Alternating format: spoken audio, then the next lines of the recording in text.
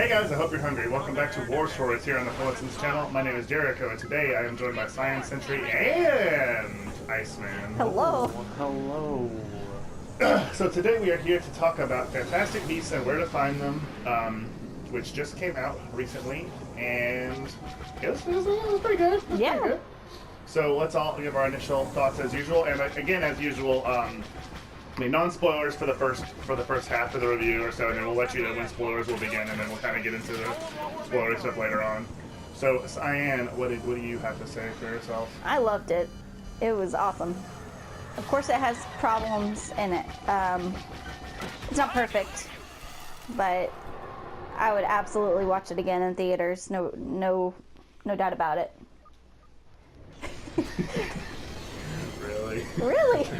Doctor Strange is still out. Well, yeah. I mean, that was great I want to see too. the Arrival. But I don't know. I loved it. I thought it was great. So, how about you, Iceman? Well, I certainly didn't love it as much as Cyan does. I didn't love it as much as I thought I would. Having said that, I'm going to go see it again in theaters multiple times. Right. So, how much did I really hate it? Right. No, Right. I didn't hate it at all. Not at all. It was just more different than I thought it was going to be, and it kind of took me aback a little bit. And as of now, I was disappointed, but I feel like that's not going to be my final opinion of it when all is said and done. It definitely is different, but I went in expecting very different because, like, it's a different time period, it's a different country, Right. it's gonna be different. There's no main character from the original series that we know, so I went in expecting it to feel very, very different. And I guess my expectations made it a little better. Mm-hmm. Definitely. So for me, it was better than I thought it would be.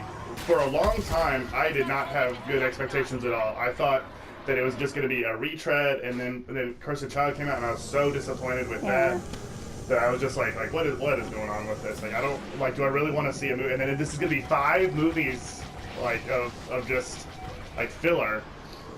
So it exceeded my expectations, definitely, but it's still I still have a lot of problems with it. So what I said as we were leaving the movie, it feels to me like J.K. Rowling said, I want to make a movie about Fantastic Beasts and Where to Find Them. And I say, sure, that sounds great. Everybody loves Harry Potter. But then somewhere along the line in production, somebody said, well, we really want to make a lot of movies out of this. Fantastic Beasts, where can we take this story so that we can just continue to build the franchise? So they decided, well, let's have it be also about the beginnings of the first Wizarding War with Grindelwald. Oh, okay, that sounds great. Let's do that. But it's already going to be Fantastic Beasts. That's what we wanted to do. So let's make it Fantastic Beasts and Where to Find Them, too.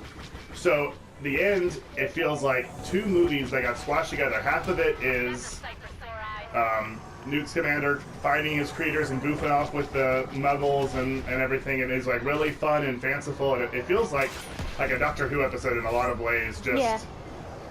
Especially Newt Scamander himself, Eddie Redmayne's character, is very, very much like a Doctor. Oh yeah, I'd be happy with him playing the Doctor at some point. And especially the way he relates to Jacob as a companion, how Jacob is just in awe of him, and he's just showing him all these incredible, amazing, fantastic things. So half of it is Doctor Who, and then the other half is a really, really dark, serious take on how we've seen the relationships between wizards and muggles before with Voldemort, and the whole thing with Muggleborns, and we've seen some of it, but this is there are tones of repressing your sexuality or denying who you are, segregation, some really serious, heavy, really interesting stuff. Part of this movie had a lot to say. It's kind of a role reversal because in the Harry Potter stories, it's more oh, we got to protect the Muggles because they can't know about it for their own safety, and we're really the powerful ones. But in this, it felt way more like the No-Matches were the ones in power. Mm-hmm. Yeah, that was the whole point that a character makes later in the movie is like, who do these laws really protect, us or them? Because in America, they're not allowed to even like talk to No-Matches, which is the American word for Muggle. Which is such a cool. I wish they had done a little bit more of that, like having different terms, because of course there are so many different terms in real life. But that like sort of gets into some of the stuff that I really did like about the movie was it had so much style. I really liked the music. The setting was good. The costumes were good, and I loved the creatures. Yeah, the creatures were awesome. Like I liked both halves of this movie, but I would have been much happier with 2 full movies. Like one, like really fanciful, fun, exciting movie about him finding all his creatures and getting more into like what they're like and what they do and like that sort of thing, and one movie being the beginning of the First Wizarding War. I don't know. I felt like that would have been too heavy to be on its own. Like, it's just, that would be very one tone, one note, just, I don't know. Not necessarily. Like, they could have done things to lighten it, but still have that be the main plot. I guess, but to me, it was in the background enough, but still an undertone that it felt present that it was coming, but it wasn't the main focus. And I feel like for an introduction to the Wizarding War, that's fine. What do you think, IceMann? Yeah, I mean, I like that. Grindelwald specifically was like always on the periphery, like just like Voldemort is really until Deathly Hallows. Like you don't see Voldemort very much, but he's really like arguably like the second biggest character in the books because he's always talked about. Yeah, they're always He's always there on everybody's mind. Yeah, and I mean, I understand what you're saying too, Jericho. Like, it really was like 2 movies smashed into one. I don't really know how they could have fixed that either, because I wouldn't want to see just Fantastic Beasts and then start the Wizarding War after that. Yeah. But I don't know what else. I don't have an alternative either. So I don't know. But as for the plot of the movie itself, I mean, I really did. But this is coming off more negative than I really feel about the movie. Like, I mean, I really did like it. You're just nitpicking. Yeah, definitely. And I feel like that happens on the channel a lot, where like it really was like perfectly fine. I think I'm just contradicting myself. I think one of my problems with it is I personally found Newt Scamander to not be a strong enough character to be the main character. Like, he's a cool guy, I like him, but he doesn't have a big personality of like the star of a new series, like, to me. That's fine for me. Like, he's very Hufflepuff. He's very Hufflepuff. And as a Hufflepuff, I'm very happy to see somebody from my house in a leading role and fit the house, you know. So he's not the typical like type A personality hero, but that's fine. I'm ready for something a little different. Yeah. I see what you both are saying. Like, it is nice that he's not like amazing, like a superhero, you know, that it's not all about him. But yet, it sort of goes back to what I'm saying about how it feels like two different movies. Like, because when he's with his beasts, like, he's obviously in his element. Like, he's able to use them to get out of trouble situations, and he knows so much about them, and he can do, like, potions, and like he obviously is very gifted. But then like when he's like trying to explain like how like try to like speak his piece like when he's around, I guess it's just to show that he's better around creatures than people, and that's fine. But then he just is like immediately like, well, again, I mean, that fits. Like, that's totally true to what I feel like Newt Scamander should be. Like, he's not a people person, he's a creature person. You know? Yeah. It fits. It's fine. It makes sense, but I don't care for him. So, like, getting into the more spoilery stuff. So, Grindelwald, you know, like we said, is mentioned throughout the movie, and at the end, Basically, the main antagonist in the movie is Percival Graves, who's like the head of magical law enforcement for MACUSA, the Magical Congress of America. And it turns out that he really is Grindelwald in disguise. So how do you guys feel about that sort of twist? Forced. It felt forced. To me, it's a shame to lose the interesting character of Percival. Yeah, I liked him, and it seems like it could have worked just as well to have him be like a general for Yeah. Grindelwald or something. Yeah, he's like the one that's trying to help him get a foothold in America. Yeah. Right. That actually would have made more sense. Why would Grindelwald go do it himself? Mm-hmm. Although what you said as we were leaving, IceMann, was like he probably just intended to get caught. Like it's all his plan, and that's fine. Yeah. That old chestnut. So if we talked about this also, if he was using Polyjuice Potion, is there still a real Colin Farrell running around? One can only hope. Yeah. Yeah, probably. And I wonder if if some of that is was his visions. Okay. Because he was already like tough, you know. So, is that what he used though? Like they never said that's what Right. he used. No, they never they showed didn't. him drinking out of anything. Correct. So I was under the impression it was some sort of disguising charm or something, because like the Revelio charm that Newt did, like revealed him. I don't know that would work Right. on Yeah, Polyjuice if Potion. it would work on Polyjuice Potion, why didn't they use it to get rid of Mad Eye's Barty Crouch's disguise right away? Like in Yeah. the book, they literally just like sit around and wait. Yeah. Maybe she just didn't think of it yet. Yeah. I still feel like Colin Farrell's a real person though, because I got great news for you. he's the head of magical law enforcement. So was must have Grindelwald been just there. infiltrating Yeah, he just Yeah. popped in out MACUSA of for nowhere. years? He's probably Yeah. dead. Yeah, I guess there's a middle ground between Polyjuice Potion or Transfigured. Like he could have used a different magical method of concealment, but he was still taking the place of Percival Graves, who just walked Yeah. up somewhere. I bet that's what happened. I just really want Colin Farrell to stick around. Yeah. He's neat. Trying to find it. I would say he was far and away the most compelling character to me. Although one that surprised me was Credence. Who Yeah. Yes. He's related to the Second Salemers, which are like, I mean, just like it sounds, they're like a group of radical no-mages that know that witches and wizards still exist and are trying to rat them all out. So her son, the son of the leader, his name is Credence. And it turns out that It's a cool name. Credence Clearwater Revival.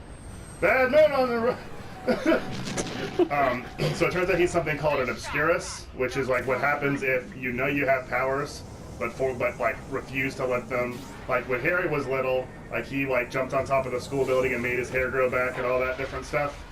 Like Credence, like Repressed it all. yeah, repressed it on purpose, so he became an obscurus, which is, or an obscurial. I can't remember which term was used for what, but basically, like you can't do that. So all his magical energy just like went out and caused a whole bunch of frou-frou, and that was basically the Killed main folks. conflict, was trying to deal with that. Our bombers have damaged the capital. So how do you guys feel about that concept? Hit it now. I think it's cool. Neat. It's neat, yeah. I liked it a lot. Is that what Ariana Dumbledore was? I always forget what her specific story was, but didn't she like suppress all her magic and then it all just exploded out of her one day? I don't think so. I don't because remember they the always last- claim she was a squib. Yeah. And why wouldn't she just show she had magic? Like that was the whole reason why her mother was supposedly disgraced. Okay. Was because she didn't have magic. I don't remember the last book well enough to comment Right. on that, but I don't remember that happening. But again, I don't remember the book too well, so. One thing I like about it, and about the movie in general, like a problem that the books and the movies too, to a certain extent, had is they just kept inventing new things. Like at the time of book 6, oh by the way, there are zombies, so watch out for that. Yeah. And they didn't really do that. Like I kept expecting there to be like a ton of spells. Well, oh, that would have come in handy at the Battle of Hogwarts. You didn't feel like passing Right. out a Yeah. Newt in your critter book. But there was really none of that. Really, the Obscurial was pretty much the only magical concept that was brand new that I remember. And it makes sense that that wouldn't be around in Harry's time because it's already, like, they thought it was gone, that it didn't exist anymore. Yeah, there's none of those in America. Yeah. Yeah, that's right. That's right. Even in the 1920s, they thought that it was non-existent. Right. Yeah. So yeah, like, lots to like. I had my quibbles with it, but I was joking earlier. Like, I mean, I would like to see it again too. It was cool. Well, Go ahead. we haven't talked about your favorite part yet. All wings.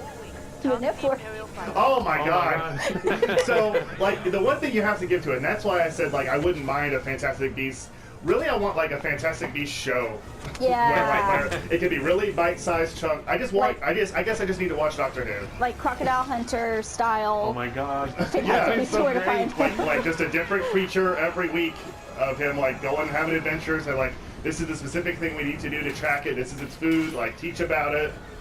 Like, that's really what I want, because the designs are really clever and creative and adorable. Yeah. The Niffler is already better than any magical creature introduced in the other movies. Right. Like, I know he's really from the books. He's from this fifth book, I guess, because it's with Umbridge is when he was first announced, that's right? right. Yeah. Like, already, like, so freaking cute and funny. Yeah. But I liked the Demiguise, which is invisible. That's what That was cool. invisibility cloaks are made from Demiguise hides. That's what it says in the actual Oh wow. Fantastic Beasts book, That's so cool. upon which this is based. And, like, the Erumpent was cool. That's the one that its horn blew up the Tree. Lovegood. Lovegood's house. Yeah, because they thought it Oh. was in a Crumplehorn Snorkat. Oh. What idiots! Check with Newt on that, Zeno. You freak. So, like, it was cool. It was cool. One thing I do wish is if they had had a few more that were mentioned either in the actual Fantastic Beasts book or mentioned but never seen in the movies. Like boomslang, like they used for the Prodigy Potion. Show a boomslang. Yeah. Show, like, because most of the creatures in this, I'm pretty sure, were brand new. Like the little but moth thing, I don't remember. The big Thunderbird, which Thunderbird is cool because it's one of the Houses. houses of Ilvermorny. Silvermorny, yeah. That's my house. But it would be cool to have it, like, it would be a good opportunity to link it together more. So I kind of wish that they had done so. But anyway, any other closing thoughts on Fantastic Beasts? Once again, stricter than I necessarily should be. Well, one thing y'all were both complaining about before was you can't really understand Newt so well sometimes. Yeah, he has quite a thick accent, and he's also, like, has his little affected, like, mumbly, stammery. It's not I'm the dreadfully accent. sorry. Yeah. And it seems like always when he was explaining, like, the name of a beast, like, you would really want to understand. It's like, oh, that's the great horned. Yeah. And once again, it makes sense for the character because he just knows it so well. Like, of course, he wouldn't, like, think to enunciate. Right. And But you're telling this to an Omaz who's never seen this to anybody, And it's so- anything like this, so. and it's so nitpicky too. Like, I feel bad even pointing it out, but I did notice it, and it did, like, bother me. Like, I want to know what he's talking about. All right, who's it gonna be? Because he's a fantastic beast. Oh. Thank you guys so much for watching. Stay tuned. Make sure you subscribe so you don't miss any of our stories. But in the coming weeks, I think it'll be a few weeks after this episode. I can't really remember the schedule. We're gonna have another episode of Fantastic Beasts stuff, but this is going to be all focusing on the future of what is now a franchise. There's going to be 4 more Fantastic Beasts movies, and we're going to talk about what we'd like to see, what we hope to see, and what we think we will see, and all that good stuff. So make sure you stay tuned to that. Thank you, as always, to CyannSentry and IceMann for joining me, Thanks for having us. and we will see you guys soon. I don't know about you, but we are full.